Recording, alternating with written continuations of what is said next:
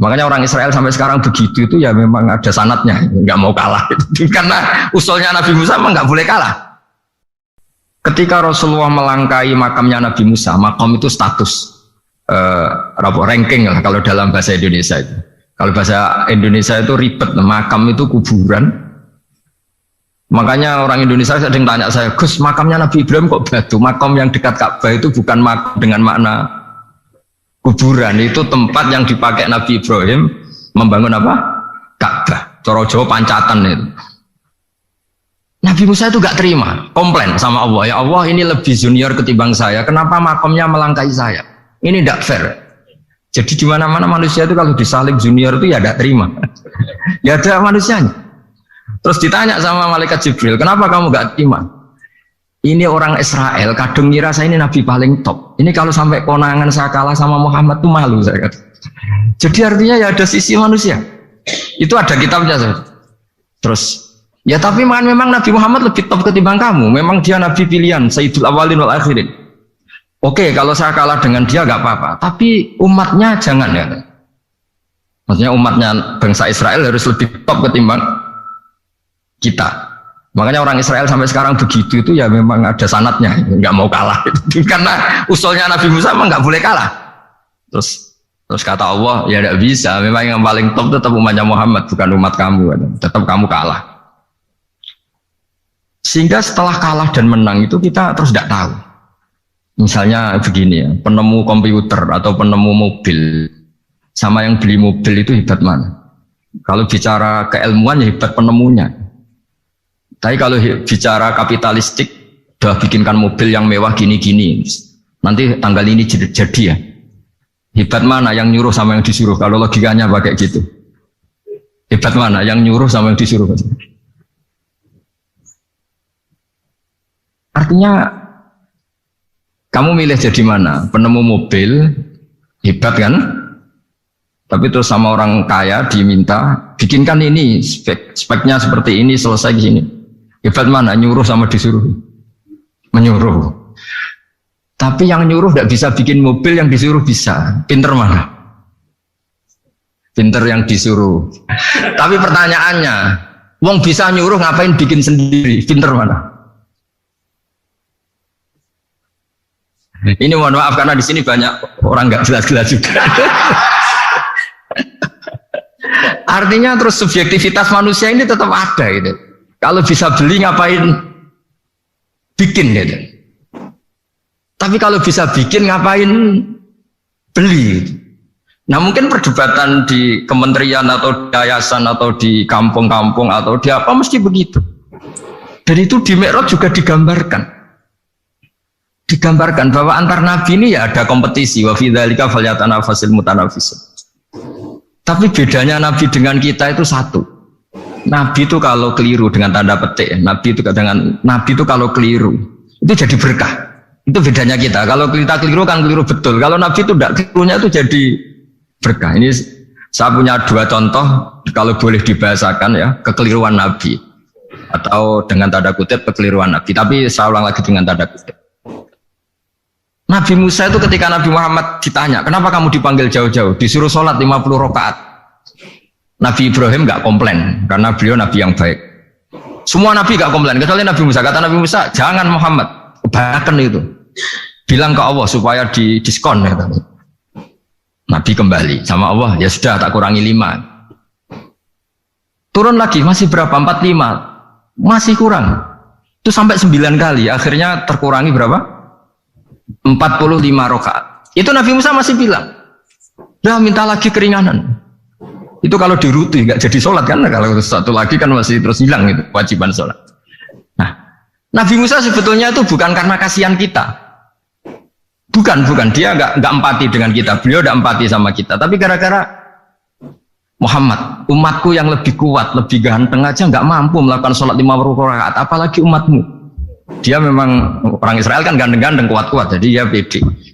Umatku yang lebih keren, lebih ganteng saja gak kuat, apalagi umatmu. Jadi sebetulnya dia minta keringanan itu karena corong Jawa ngeprekno kita, menyepelekan kita bahwa.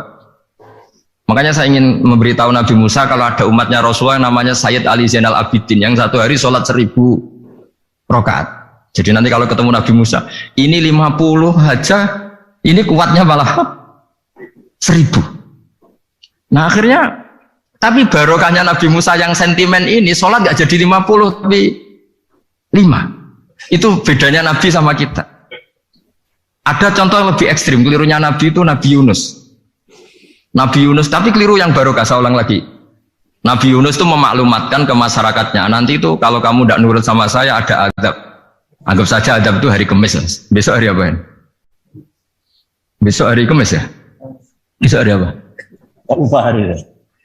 Rebu apa Kamis? Besok. Lupa hari ya. Kata Nabi Yunus, 3 hari lagi akan ada azab. Tapi kurang 2 hari, kurang sehari umatnya masih dalam kemungkaran, dalam kemaksiatan, masih hura-hura. Akhirnya Nabi Yunus bilang, sudah ini tinggal sehari itu mau ada azab.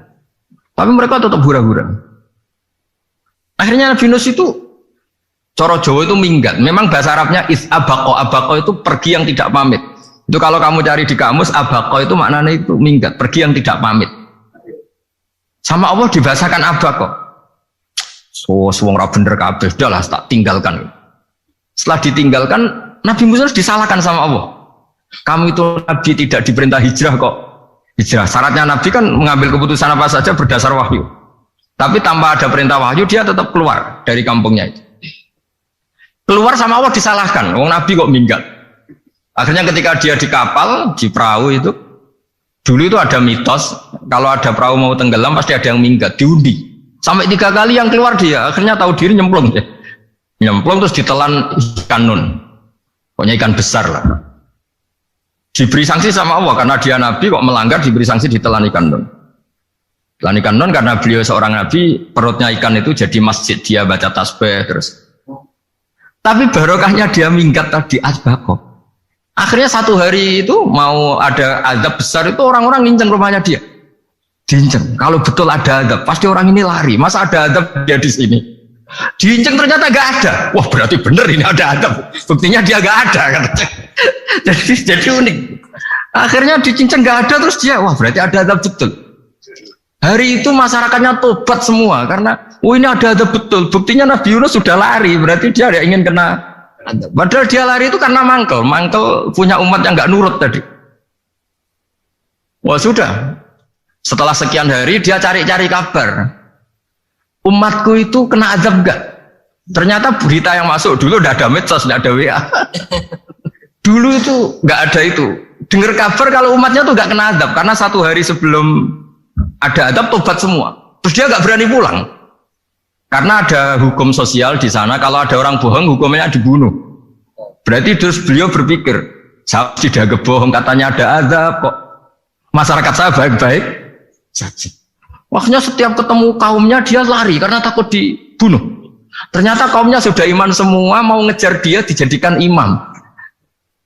Akhirnya, oh iya.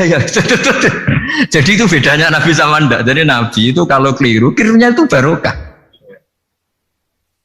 Makanya kita tidak usah ikut keliru, karena keliru kita ini pasti tidak barokah. Itu musibah itu. Jadi dulu ceritanya Anteng juga gitu. Yang namanya istri 2 itu kan cemburu. Pertama Nabi Ibrahim punya istri namanya Sarah. Terus lama-lama karena belum punya anak, terus sama Sarah sendiri yang nyuruh supaya nikahi Hajar. Setelah punya anak cemburu. Kata Sarah, pokoknya saya nggak terima kalau kamu nggak ngelukai Hajar. Mulai dulu lelaki itu sudah pinter ngotak-ngatik. Kalau dilukai pipinya nanti tidak cantik. Apa ya? Yang penting lukai tapi tetap cantik. Terus ada Anteng itu. Anteng itu dulu ceritanya itu dilukai tapi tambah cantik. Nabi Ibrahim akhirnya melukai. Seneng Sarah karena sudah dilukai. Ternyata barokahnya dilukai itu jadi Anteng yang mempercantik perempuan. Padahal melukai istri itu kan tidak boleh. Tapi ini Nabi, ada saja cara yang dipilihkan Allah untuk ya tadi keliru saja barokah. Itu bedanya Nabi sama kita. Makanya disebut mimbabi hasanatil abrar sayyatul muqarrabin. Jadi Nabi sama seperti Nabi Adam. Nabi Adam itu dilarang Allah nggak boleh makan khuldi. Akhirnya makan terus harus hidup di dunia terus jadi dunia seperti ini. Tapi itu menjadikan harapan seluruh dunia bahwa Allah itu maha baik. Ketika ada yang diberi sanksi, tetap diminta tobat dan dianjurkan tobat. Dan Allah berjanji setiap yang tobat pasti diterima. Sehingga terus kita sampai sekarang nggak pernah putus asa karena sudah diberi contoh bahwa bapak kita yang pernah salah dijanjikan tobat dan Allah pasti menerima tobat itu. Jadi ini bedanya kita dengan Nabi. Jadi semoga lewat pengajian ini atau ngaji bareng ini kita tahu kalau kita ahli astronomi atau ahli meteorik mungkin takut kita kejatuhan meteor. Kalau ahli gempa mungkin takut lempengan kita gini terus gempa. Kalau ahli tsunami takutnya tsunami. Kalau ahli sosial takut chaos. Mungkin yang ahli perbankan takut ras. Jadi kalau nuruti takut itu ya takut lah. Tapi cobalah kita iman lagi. Tadi kata Bu Menteri sudahlah punya hasbunallah wa ni'mal wakil, ya sudah, Indonesia pasti akan baik-baik saja dan kita akan selalu berharap dengan kecerdasan, dengan ikhtiar, tapi kita akan selalu berdoa kepada Allah Subhanahu wa taala. Saya kira demikian dan mohon maaf.